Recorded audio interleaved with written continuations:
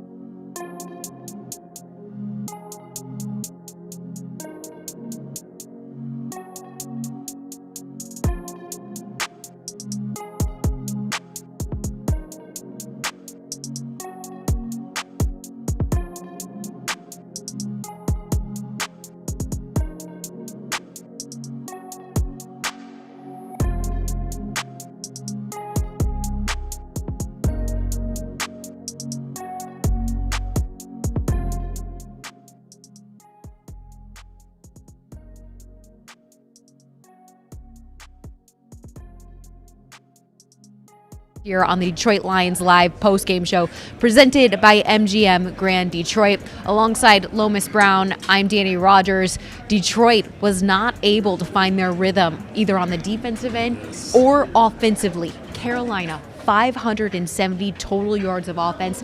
That sets a franchise record. Their rushing yards in the first half, 240 of them, also sets a record. You're shaking your head. Where are you the most displeased at in this game, Lomas? Danny, I played 18 years in this league, and I've never seen what happened to us today with a team that just came out and just got dominated. We got dominated from the start of this game, and we couldn't do nothing about it. And a lot of times, Danny, you think it's the X's and O's, but sometimes it comes down to will and want. You got to want to beat that guy across from you, and I didn't see a lot of want from us today, especially early in that game, and it hurt us. Those guys in Carolina, they came out ready to play. We didn't. Let's take a look at the final stats here today, which are not pretty. We don't want to look at these, but Lomas, you're talking about the will to make those big-time stops. Gap discipline was a huge issue today, and so was tackling. But taking a look at the final stats, I mean, the rush game for Carolina was on fire. 320 yards, Lions just 45, 336 passing yards for Jared Goff, 250 for Sam Darnold and the Panthers. You look at those total yards, I mean, wow, almost 200 more than the Detroit Lions. The turnover, though, is that fumble in the first half. That first quarter, second possession for Detroit, it was between the exchange of center Frank Ragnow to Jared Goff. What did you see on that play? You know, and I think, and I'm not really sure, Danny, but I think Jared might have came out a little early. And anytime when you're trying to, as a quarterback, get the ball to someone, or you have to stretch to get it to them, sometime you'll come out of the center quarterback exchange early. The ball was on the ground, and I'm telling you, that was the key. That was the key that I think really set us back, really got them started in the right way, and we couldn't stop the momentum. If this Detroit Lions offense plays like it usually has over the last 7 games, I mean, this becomes a shootout. Thank you. They weren't able to get into the rhythm offensively, and we were talking all week about center Frank now being elected to the Pro Bowl. However, left tackle Taylor Decker, right tackle Penei Sewell being left out of that talk. They allowed 2 sacks today. You're right. It was a tough game, and we knew that Brian Burns, their Pro Bowl defensive end, he's a good player, and we knew that's right. And so we knew that was going to be a key matchup, Danny. We just didn't hold up our end of the bargain. Now, Danny, I know Jared dropped back a tremendous amount of time, and that does put a lot of pressure on your offensive line to keep him clean for the whole game when he's passing as much as that. But they were more physical than we were today, and that was the bottom line. Especially on the defensive side of the ball. So let's talk about this Lions defense. How many missed tackles do you think were left out there? Oh, my God.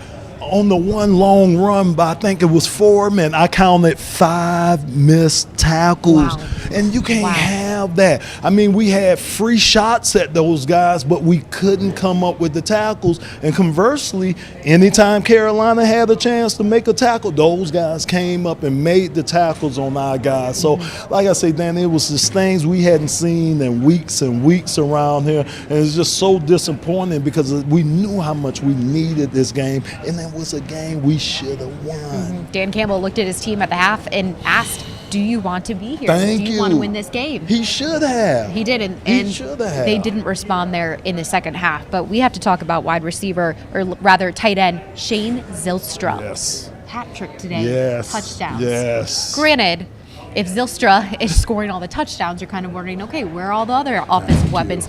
But it worked today. Shane Zylstra, 3 touchdowns on just 26 receiving yards. He caught the ball 5 times, was targeted just 6 times. Extremely efficient in finding that end zone. He had only had 2 touchdowns before today in his career. He now has 5. Why was Zylstra the go-to man today? I tell you what, Danny, on each one of his touchdown passes, the line gave Jarrett so much time to let Shane work all the way across the field, and that was the key. He had enough protection and enough time to make sure that route developed, and he was able to put it on Shane Zylstra. So the line, Jarrett worked in combination, worked beautiful on those pass plays, but again, you would have sure rather seen some balance out of our offense, meaning running, being able to run the ball and pass the ball. That run game still lagging. However, let's take a look at the play of the game.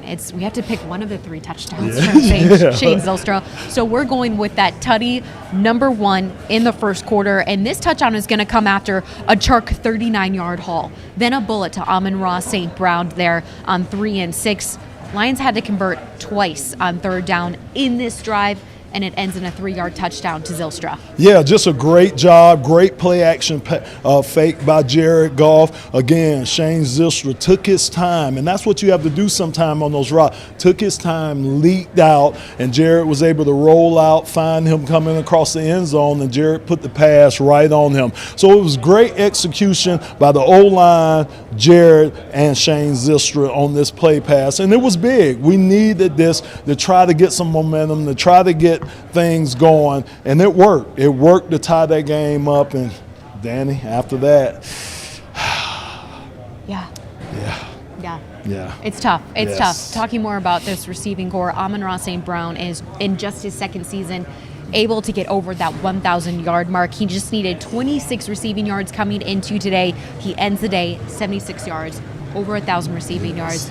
That's a pretty big honor for a second-year receiver. Absolutely. Love Amon-Ra St. Brown, Danny. He's been doing it all year long. Actually, he's been doing it the 2 years that he's been here. He's been very good for us. He's the one guy you could count on game in and game out. He's going to get the crucial catches, crucial first downs for you. So I'm so happy for him to get his 1,000-yard receiving season. And, hey, there'll be a lot more of those to come. DJ Chark, another wide receiver in that group, is showing up week in and week out since coming off of IR dealing with a foot injury. Today, 108 receiving yards on just 4 receptions. That means every time Chark caught the ball, he was going for about 27 yards. The only thing is, didn't end in points, low miss. Yeah, and again, the long pass, the 51-yard reception. So that was good. But DJ, like you say, man, he's showing up more and more each and every week, and we need him, Danny. You got to have more than one positive threat when you at the wide receiver position, because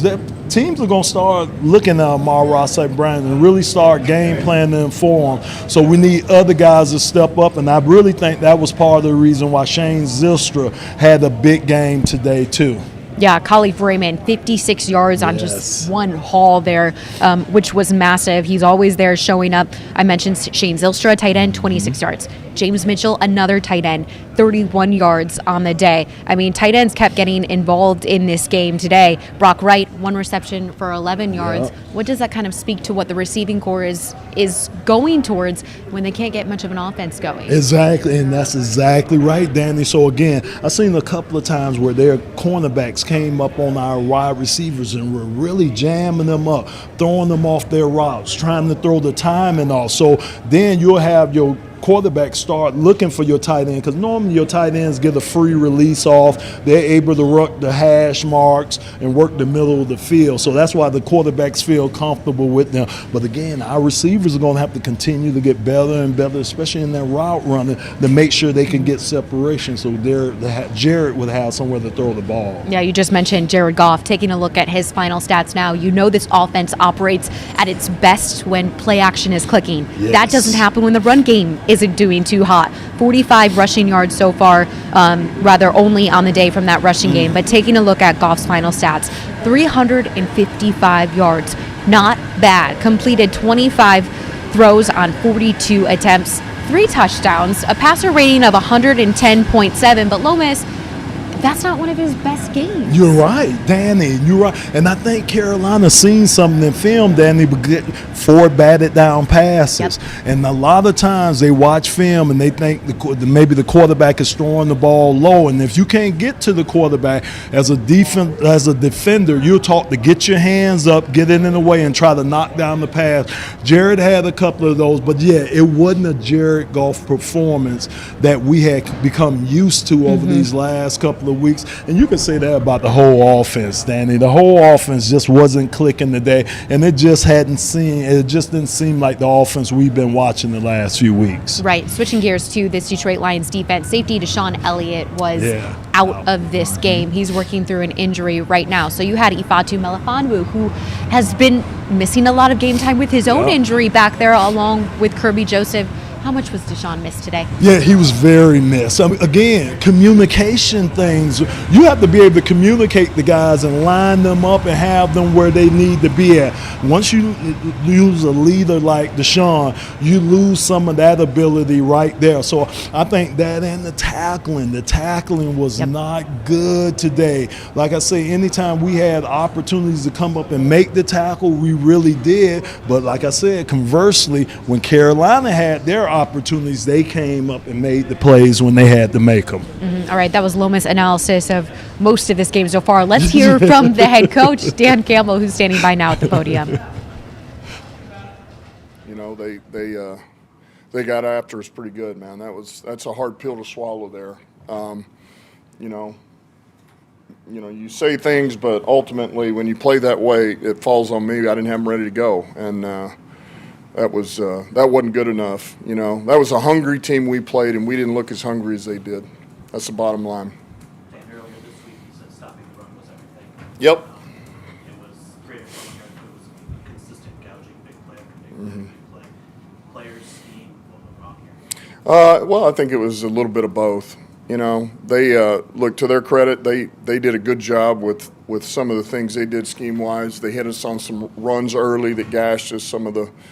They hit us on a trap, and the first play of the game was basically a hand-back play. It was a misdirection. Then they hit us on a trap that were big, and then they just ran simple double teams, gap scheme double teams, and bounced it out, and we have no support. You know, so a number of the things they were doing, they were, two tight ends, and we were going to stay in nickel. We've been good in nickel, and they motion down, force your force player to be late to the party, and which means he's got to be that much quicker to get to it. And so we just weren't hitting on all cylinders. You know, we got hit in the middle, we got hit on the perimeter, we got hit everywhere you can get hit in the run game. I mean, read run, Darnold, hit us on the read run. So we just didn't handle it well. We weren't physically, mentally, or emotionally ready today. What do you say to your team in the room after a loss like this? Yeah, I mean, I just told them. I mean, that team wanted it more than us. They were hungrier, and they came out and showed up, and they were ready to go, and they were, they got after us, and you struggle a little bit defensively. We got a chance to answer back or actually go up, and we drive it all the way down to the red zone, and then we fumble. We give the ball back. So a couple of things we haven't done in weeks, or we've done a good job of. We don't turn the ball over on offense, and we stop the run on defense, and those two things didn't happen today. And so we just didn't complement each other well. We needed the offense to make some plays that didn't work out. And, but I also told them, hey, look, I'm proud of them. And because – you get what you deserve in this league. That's why you love it. It's heartbreaking, but it's also why I love it, man. And we all love it. If you're a true competitor, we got exactly what we deserved today. I mean, by the way we played, we deserve that, you know. And just like we deserve what happened to us before that, by the way we played, we earned it. We earned what we got today, and we earned the 6 wins before that. So, you know, and so everything to this point is enjoying Christmas with your families. That's important, you know, because they'll always be there no matter what happens. And I want them to do that. And then when they come back, we'll be ready for Chicago. That's what's going to happen. I'll make sure they're ready to go. With everything staked in, how do you explain the difference in hunger between the two teams? I mean, you said emotionally, physically, mentally ready for this game. How do you explain that? I guess with everything staked in. Cannot explain that. Can't explain that. You know? I know this, they come off a real tough loss against a physical team, and they're a physical team. And they were not. They were going to make sure that didn't happen again. And they did that, you know? Did you have any signs of it this week? Or was it Nope. about that? Mm-mm. You chalk it up to the weather? I chalk it up to me. I didn't have them ready to go. That's the bottom line. Was there anything they were doing offensively to create the gaps? Yeah, just what I said. The 12 personnel stuff, motioning in, late support, How much slot formation, force your corner down, all that good stuff. Talked about how they did their version of jumbo package to stop them. Did y'all look at that film and think? You're talking about defensive jumbo Yeah, right. or offensive jumbo? Your defense stopping it because Pittsburgh had success overloading their box. Right. No, we didn't line up and you're talking about putting an extra D lineman, so 4 bigs and 4 linebackers. No, we've been pretty good against the run. Really what we did was move Mack out and let him play some big end. That was how we were going to handle some of that stuff. The tackling's been very good. The big stuff, it didn't really matter. I mean, they were in 11 personnel, they're in 12 personnel, they're in heavy personnel, and we got hit on all sides. So Anything to interrupt you, John, with that? I think the tackling's been very good for a couple of months Mhm. now. It was very bad today, maybe is the way to put it. Why, I mean, I guess why? Was it the breakdown technique? Was it the cold? Was it what Carolina was doing? I guess. yeah, it's a good answer, good question that I really don't have an answer for. You know, we just didn't. Boy, we just. You didn't see the fire that we've had. There was just something missing out there. You know, and we got hit a couple times, and then we could never quite stop the bleeding. And it's one thing to stop it. And look, here's the thing, we did stop it the second series, and then the way we answer back on offense is we turn it over. So we just didn't help each other out. You know, special teams did a couple of things, but we could never get anything flipped the other way for us. So we just, man, you know. Look, that's credit to those guys. They came out ready to go. They played well. They're playing for the division, and you know, we knew going in this is a good team. I mean, this is a good football team, but talk will only get you so far. So we weren't ready. Why you weren't running in the second half with the score what it was, but even early in the game, it seemed like you were leading more on your passing attack. You guys haven't run the ball very well here. You talked about it this week, maybe last week. Where's your confidence right now with your ground game? Well, I think a lot of that, too, was second half. Look, they were already burning the clock early in the third quarter. They were already, like, milking it all the way down. And so there was just, if we didn't improve anything coming out of the second half, we thought we might get 4 possessions. So, boy, you better score. And if you want more possessions, then you better start throwing it.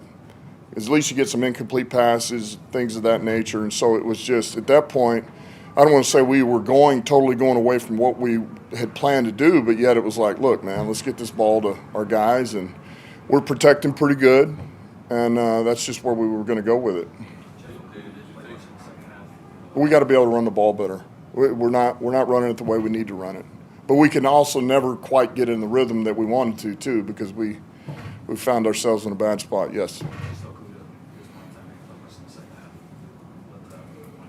So I'm sorry. Yeah. Why did he play a whole lot in the second half? Why did he not? Yeah.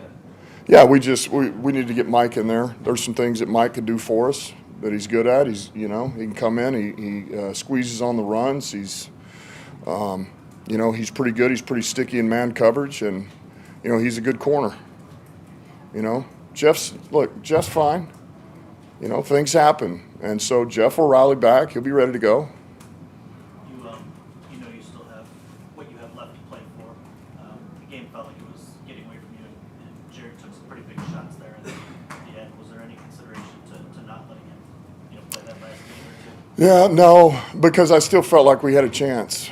I know we were, 50-something seconds, 3 scores, but, I've seen some crazy things, man. All right, at worst, that's why you kicked the field goal. We needed it anyway. Kick the field goal, you get an onside, you throw one deep, you get a touchdown, extra point, get another onside, get you a touchdown, 2-point for the win, and there you go. But, so no, I wasn't ready to just bail out on the win. Yeah, can you last two, Kyle and Sean? You speak to Goff's day. You had the fumble, but it's not. He played very well the last 300. Yeah. Man, I thought he really toughed it out, and his toughness really showed there at the end of that game. I mean, we're in a real bad spot, and everybody in the stadium knows we're throwing it, and he's got to hang in there. And he took some; those were some legit hits. Now those are legit illegal hits, which is why they got flagged. But for him to just bounce back up and look, it just shows his toughness, and he did. He made some big throws for us today, and. We could never get in the rhythm we needed to get into to get going, but no, I did, there at the end of that game for sure. Just the whole game, I thought he made some things. Man, it's some of the balls he threw downfield, man, I thought were really, really good. No, he really stepped up today. It's a shame we couldn't get anything going on the ground to help out. Dan, I'm not sure you've had a performance like this all season. Maybe New England. Did you think your team was past this sort of performance? And is that a good reminder, maybe a good lesson for you and sort of the week between the games? Yeah, I mean, it's I thought, look, I always know. I know we're young. Believe me, I don't ever lose sight of that. But I thought that I didn't see that coming. Now, I knew what we were getting ready to face. I knew that. Like, what they just did doesn't shock me. Their style, the way they came after us, that doesn't shock me one bit. I just thought we would be ready for it, and we weren't. We weren't. Dan, do you have an update on Jamal Williams? I know the game played. Yeah, I've got nothing new. I haven't talked to Kevin yet, so I have nothing new on him. I don't know exactly what it's going to be or anything or how long, so. All right, thanks, guys. All right. Merry Christmas. Head coach Dan Campbell certainly taking the heat for this loss, saying his team wasn't emotionally, physically, or mentally ready for this game, Lomas. What do you think this upcoming week of practices will look like? Danny, I wouldn't want to be in that practice, practicing with those guys. Anytime a coach says on him, he's going to make sure that team is ready, whether they have to put the pads on, whatever they're going to have to do to get ready and make sure when the game starts Sunday versus Chicago, those guys are ready to go. He's going to make sure it gets done this week in practice. He sure will. Okay, let's take a look at around the league scores that are being played here between teams on Christmas Eve. We'll start with the Vikings-Giants. Vikings pulling out a last-second win with a 61-yard field goal. We wanted that, right? 27-24. I believe for playoff contention. Yes. Okay. Vikings, yes. Okay. Texans. This is crazy. Beat the Titans 19-14. Wow. That's kind of crazy. Saints getting a 17-10 win over the Browns. Bengals putting on the Patriots 22-18. That was almost a comeback for the Pats. 37-23 the final here. We know that. Bills putting on the Bears 35-13. That was close at one point. Ravens 17-9 the final. Chiefs 24-10 over the Seahawks. I believe we wanted that one as well. We'll see Commanders and 49ers later, and Eagles Cowboys later on as well. We're waiting to hear from quarterback Jared Goff, who will step to the podium here on the Detroit Lions live postgame show presented by MGM Grand Detroit. But Lomas, the biggest stat that does stick out to me from last week, Carolina Panthers just 21 rushing yards. Today they put up 320 yards on the ground. Yes. What does defensive coordinator Aaron Glenn even begin when he sits down with his defense this week? So, Danny, I do say this. When you lose a game, the coaches can come in and coach you hard. It's hard to coach teams when you win a game. It just really is. That's just the way it is. Aaron Glenn has a lot to talk to these guys about. He's going to be able to get their attention. They should pay attention to the small details, and I do think they will be better next week. If you look at what happened to the Carolina Panthers versus the Pittsburgh Steelers last week, they were manhandled. Yep. They were embarrassed and dominated. They turned it around with a good week of practice and made an emphasis that they wanted to come out and dominate the team that they played against. They did that today against us. We're going to have to do the same, take the same attitude against the Chicago Bears and do it to them. Yeah, they sure will. I mean, you talk about it. It's sometimes easier to point out the bad things the team does than the good things. So, yeah, AJ, I'm sure, will not mince words there with his defense. But you have the leaders like Alex Anzalone that needed to step up today. Where was he? Yeah, Danny, I'm going to put most of the fault, to be honest with you, on the front line. Yeah. Because, again, the front line, we were just getting manhandled. And if you think about a lot of Foreman, his runs, and the other running backs, they weren't being touched till they got to the second level. So the second level is where Alex Anzalone and your linebackers are. So you just can't have guys getting to that second level untouched all game long, or you won't have any success. And you can see it. That's what happened to us. Yeah. All right. Yeah. Quarterback Jared Goff is stepping to the podium now. Let's hear what he has to say about his team's performance today.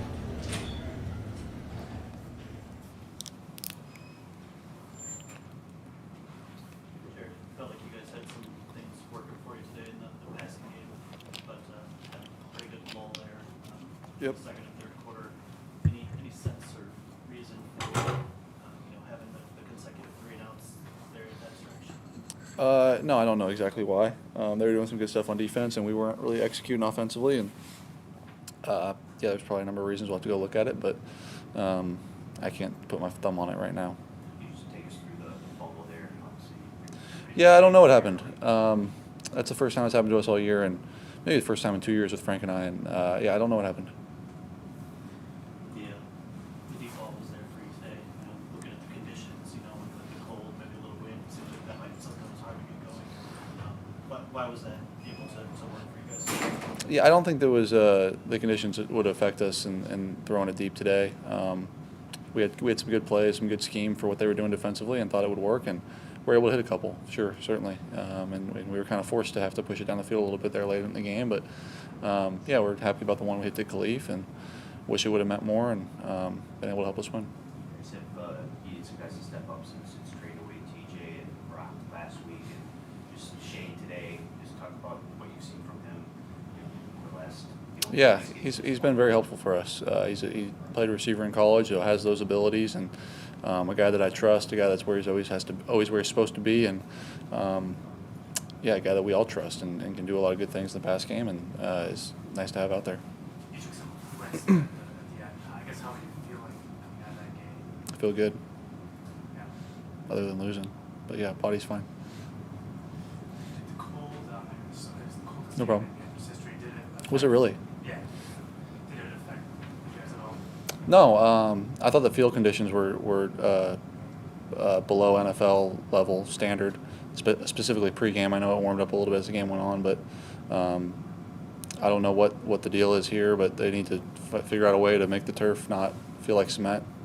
I don't know why that is, or you said it was the coldest game, so maybe there was something to that, but it got better as the game went on, certainly, but pregame it was in no condition to be played on, and I'm happy guys came out of this one relatively injury-free.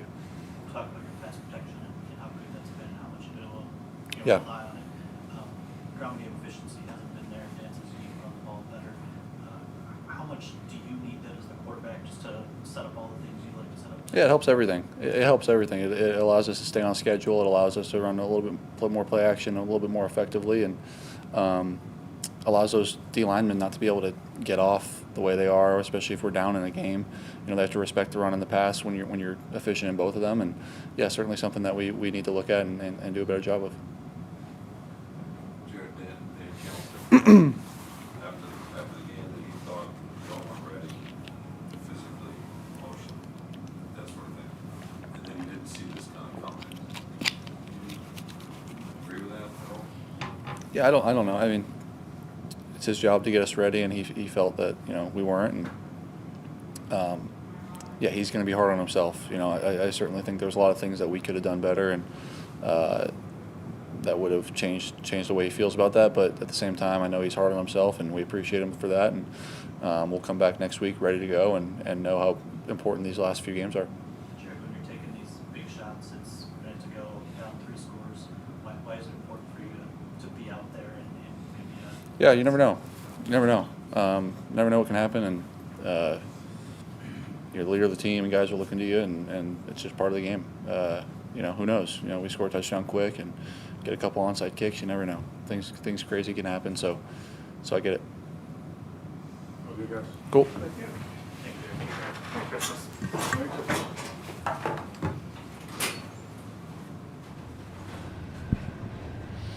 We're about to close out here on Detroit Lions Live postgame show presented by MGM Grand Detroit. Lomas Brown, before we do, these Detroit Lions will take a good, hard look at themselves in the mirror. What's the first thing that they really need to hone in on when they get back to work? The first thing, they're mental. Okay. That, Danny, that's the first thing. Physically, yeah, you could handle that. You put ice on that. But your mental, that you got to deal with your psyche after going out there and getting beat the way you got beat down today. So I think once they cross that, and their mental is watching film, correcting the mistakes that they may have. Once they do that, then physically they could get back to getting out there and practice, getting themselves ready, and hopefully getting themselves ready to win a tough Chicago game. Yeah, and they're going to need to be ready to take on the Chicago Bears, who just suffered a 35-13 loss against the Buffalo Bills. Justin Fields, he's been a little injured here as of late. He hasn't been playing at his prime spot there at quarterback. However, we know he can be an elite runner. Yes. What's the biggest emphasis for round 2 against the Bears? Yeah, that's the biggest thing, Danny. Again, we know teams now, these next 2 teams, they're going to look at the Lions and say, okay, we want to come here and out-physical those guys, meaning we want to establish the line of scrimmage on the offense and on the defensive side of the ball, and then everything else is going to come off of that. Your play-action passes, your pressure on quarterback. But it starts with dominating the line of scrimmage, and I think that's going to be an emphasis for the Detroit Lions in practice this week. Detroit Lions will be taking some notes from the Bills' defensive playbook. Justin Fields, just 11 rushing yards on the day against the Bills. Lomas, your final takeaway from this game, and then we will stop talking about My it. final takeaway, very disappointing, Danny. A lot of things we had at stake today. Thought we were ready to come in here and beat a team that was beatable. We didn't show up today early in this game, and you see what hungry teams can do. You face a hungry team and you're not as hungry as they are, that's what ends up happening. So the Detroit Lions, like I said, we're going to have to take a look at ourselves in the mirror, get things corrected, and get ready to play a tough Chicago game. Coach Lomas That's said it right. best. Hey, Boom. boom. Oh, all right. Maybe a happy dance next week against All Chicago right, Bears. next week, yeah, 17 yeah. at Ford Field. Come on with it. Merry Christmas to everyone Merry who Christmas. celebrates. We'll be on an airplane back home. Yes. We'll see you there. Bye, guys.